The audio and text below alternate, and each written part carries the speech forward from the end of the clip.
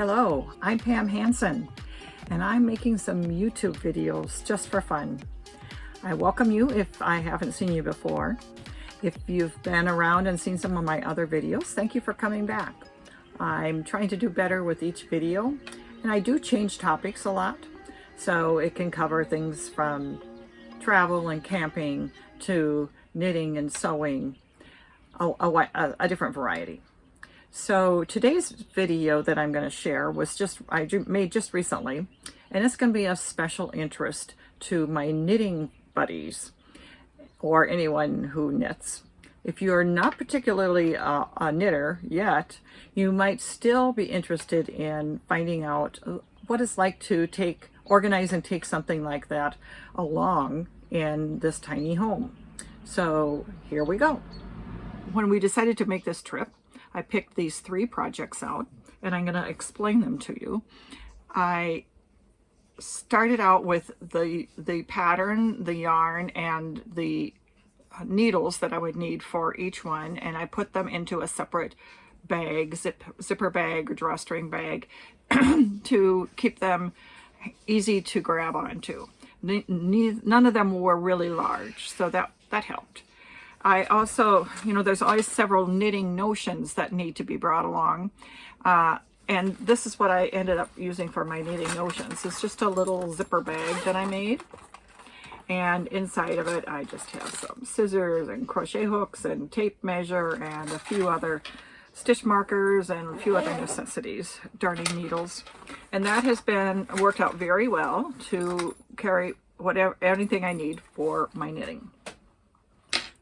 The first project that I'm going to talk to you about is this nice cozy blanket. I made this larger than the pattern said. I didn't intend for it to be a baby size, which is what the pattern was written for.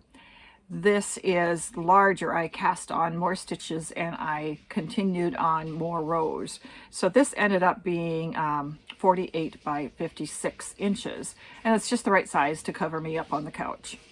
The pattern name is the Garter Rib Baby Blanket, and the pattern comes from orangeflowerpatterns.blogspot.com, and I'll put as many links as I can on the show notes, so check down there.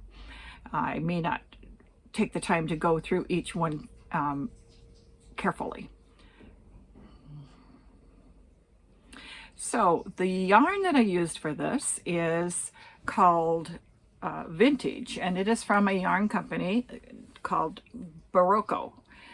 It is an American-made yarn, and this is the what was the name of Tide Pool color. They have a lot of color choices in this. And the stitch pattern was very easy to remember. The front side, the right side that you're looking at now, was just knit all across each row. The back side was just a knit 3, purl 3 combination. So that was very easy to remember, very easy to catch mistakes quickly and fix them.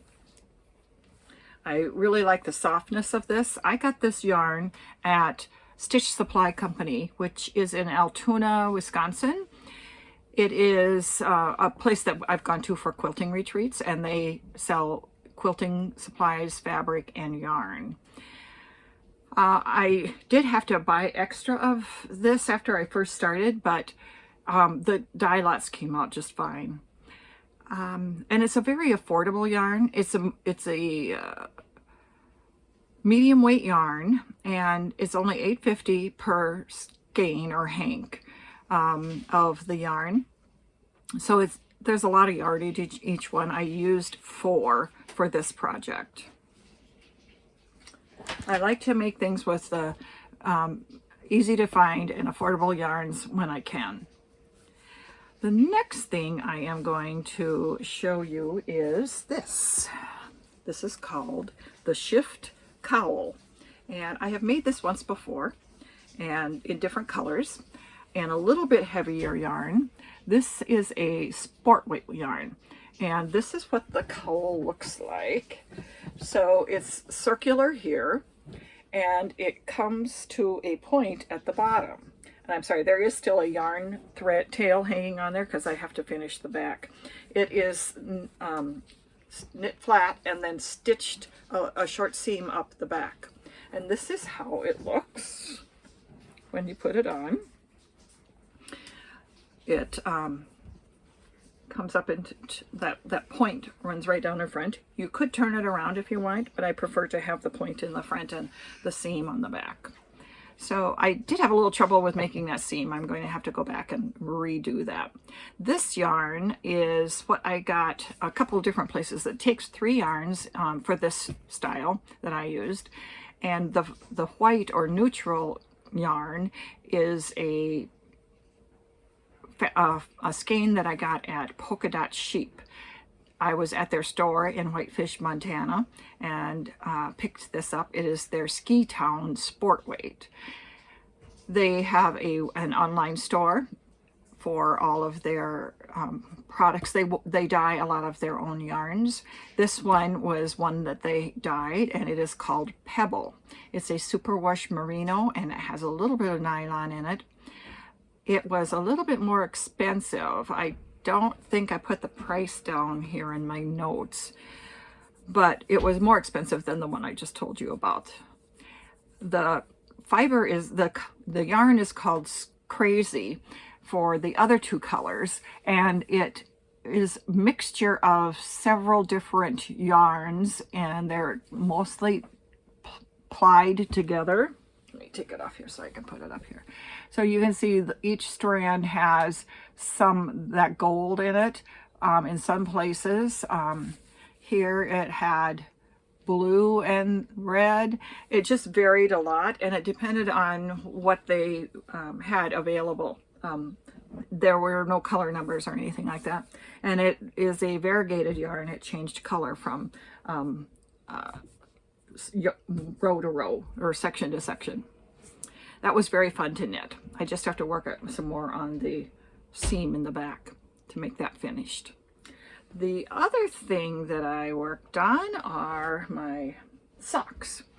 I have knit socks before, quite a few times, and I like to use my stock pattern, which is a pattern that a friend of mine, Thora Lee, wrote, and she used it to kind of teach me and some others how to knit socks. She's a master knitter, and she does not sell her pattern, but this is a very easy basic vanilla sock that I have been able to make here.